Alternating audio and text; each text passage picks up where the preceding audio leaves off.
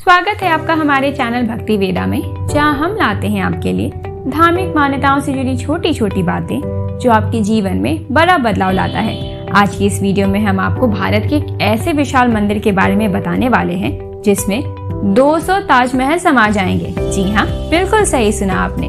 भारत में आज भी कई विशालकाय मंदिर मौजूद हैं जिन्हें देखकर लगता है कि प्राचीन भारत या आक्रांताओं के पूर्व का भारत कैसा रहा होगा।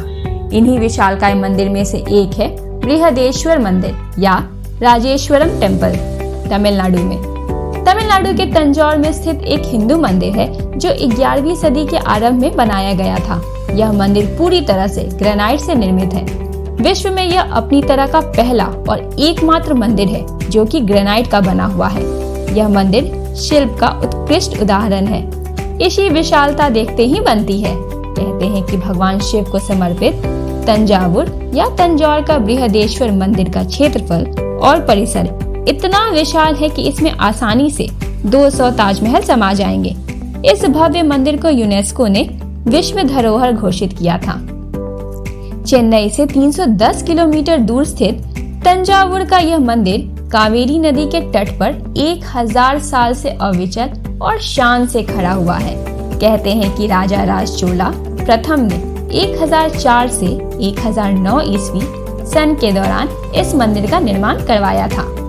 चोला के शासकों ने इस मंदिर को राजराजेश्वर नाम दिया था, लेकिन तंजौर पर हमला करने वाले मराठा शासकों ने इस मंदिर का नाम बदलकर बृहदेश्वर कर दिया। 13 मंजिला इस मंदिर को तंजौर के किसी भी कोने से देखा जा सकता है।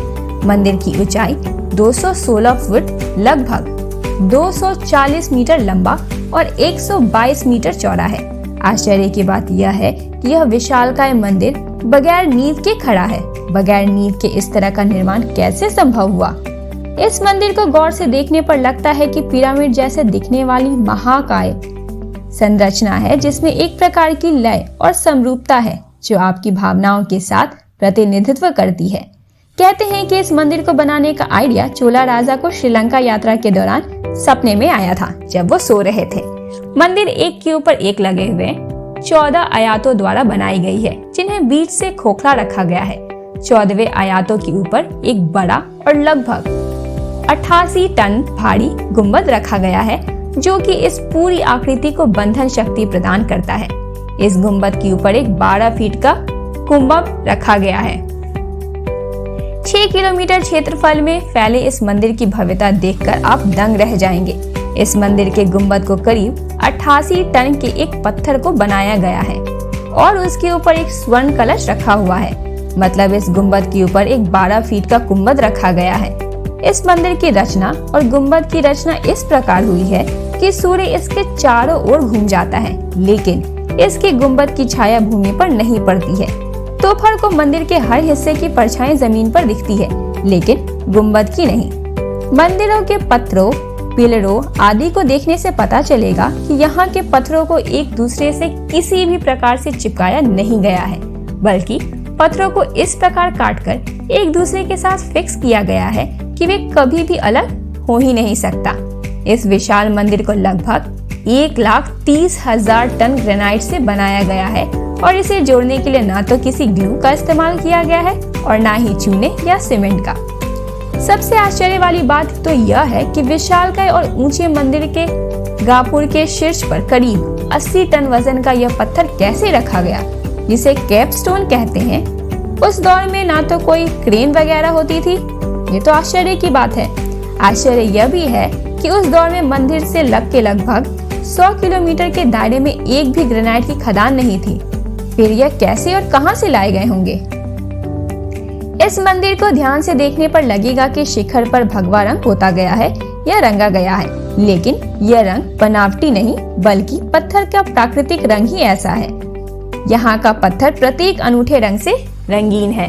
जैसे जैसे आप मंदिर की परिक्रमा करते हुए उसके चारों ओर घूमते हैं तो आपको यहाँ की दीवारों पे विभिन्न देवी देवताओं और उनसे जुड़ी कहानियां के दृश्य को दर्शाती हुई अनेकों मूर्तियां दिखेंगी। इन मूर्तियों को रखने के लिए बनाए गए कोष्ठ पंजर या आले पवित्र धरे का चित्रण करने वाले कुंभ पंजर के साथ बिखरे हुए हैं। माना जाता है कि इस मंदिर के भीतरी पवित्र गर्भगृह में परिदक्षिणा मार्ग की दीवारों पर पहले चोलकालीन चित्रकारी हुआ करती थी, जिन्हें बाद में नायक वंशियों के समय चित्रकारी से अधिरोपित किया गया था। बृहदेश्वर मंदिर के चारों ओर गलियारों पर दीवारों पर एक खास प्रकार की चित्रकारी देखने को मिलती है। यह अन्य चित्रकलाओं से भिन्न है, बहुत सुंदर भी है और देखने लायक तो है ही। यह मंदिर वास्तुकला, पाषाण व ताम्र में शिल्पांकन, चित्रांकन, नृत्य, संगीत, आभूषण एवं उत्तीर्ण कला का बेजोड़ नमूना है। यहाँ एक विशालकाय चबूतरे के ऊपर विराजमान नंदी की प्रतिमा अद्भुत है। यहाँ स्थित नंदी की प्रतिमा भारतवर्ष में एक ही पत्थर को तराश कर बनाई गई नंदी की दूसरी सर्वाधिक विशाल प्रतिमा है। यह 12 फुट लंबी, 12 फुट ऊंची और 19 फुट चौड़ी है। 25 टन वजन की यह मूर्ति 16वीं सदी में विजयनगर शासनकाल में बनाई गई थी।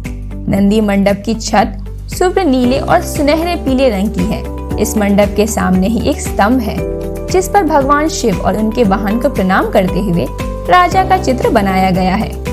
इस विशाल मंदिर में प्रवेश करते ही एक 13 फीट ऊंचे शिवलिंग के दर्शन होते हैं। शिवलिंग के साथ एक विशाल पंचमुखी सर्प विराजमान है, जो फनों से शिवलिंग को छाया प्रदान कर रहा है। इसके दोनों तरफ 2 मोटी दीवारें हैं, जिसमें लगभग 6 फीट की दूरी है। बाहरी दीवार पर एक बड़ी आकृति बनी हुई है, जिसे विमान कहा जाता है। मुख्य विमान को दक्षिण मेरु कहा जाता है। इस मंदिर के शिलालेखों को देखने भी अद्भुत है। शिलालेखों में अंकित संस्कृत व तमिल लेख सुलेखों का उत्कृष्ट उदाहरण है। मंदिर के चारों ओर सुंदर अक्षरों में नक्काशी द्वारा लिखे गए शिलालेख की एक लंबी श्रृंखला देखी जा सकती है। इनमें से प्रत्येक गहने का विस्तार से उल्लेख किया गया है। इन शिलालेखों में कुल 23 विभिन्न प्रकार के मोती, हीरे और मणि की 11 किस्में बताई गई है। इस मंदिर को बनाने में 1,30,000 टन पत्थर का प्रयोग हुआ है और इस मंदिर को बनाने में सिर्फ 7 साल लगे थे, जो कि अपने आप में अद्भुत थी। आखिर कितने लोग को इस काम में लगाया गया था और टेक्नोलॉजी भी जमाने में कैसी थी कि निर्माण इतने कम समय में हो गया, जो कि आज भी संभव नहीं है। ये अद्भुत मंदिर 6 बड़े भूकंपों का सामना कर चुका है, पर इसे किसी प्रकार का कोई नुकसान नहीं हुआ है। ग्रेनाइट से निर्मित यह मंदिर, ग्रेनाइट की चट्टानें इतनी कठोर होती हैं कि उन्हें काटने, छेद करने के लिए खास हीरे के टुकड़े लगे औजार का प्रयोग करना पड़ता है। उस कालखंड में बिना आधुनिक औजारों के मंदिर में लगी चट्टानों को कैसे तराशकर महीन कलात्मक मूर्तियां बनाई गई होगी, यह एक आश्चर्य का विषय है। मंदिर में खुदे हुए लेखों से पता चलता है कि बृहदेश्वर मंदिर में प्रतिदिन जलने वाले दियों के लिए घी की अबाधित पूर्ति के हेतु सम्राट राजा राज ने मंदिर को 4,000 गायें, 7,000 बकरियां, 30 भैंसे व 2,500 एकड़ जमीन दान की थी। हमारा मिशन है सनातन धर्म की विशेषताओं को लोगों तक पहुंचाना। हमारे मिशन में सपोर्ट करने के लिए हमारे चैनल को सब्सक्राइब जरूर करें। अगर आपको हमारी ये प्रस्तुति पसंद आई है तो दोस्तों में शेयर जरूर करें, ताकि ज्यादा से ज्यादा हमारी लोग इस संस्कृति से जुड़ पाएं। वीडियो पसंद आया हो तो लाइक जरूर करें।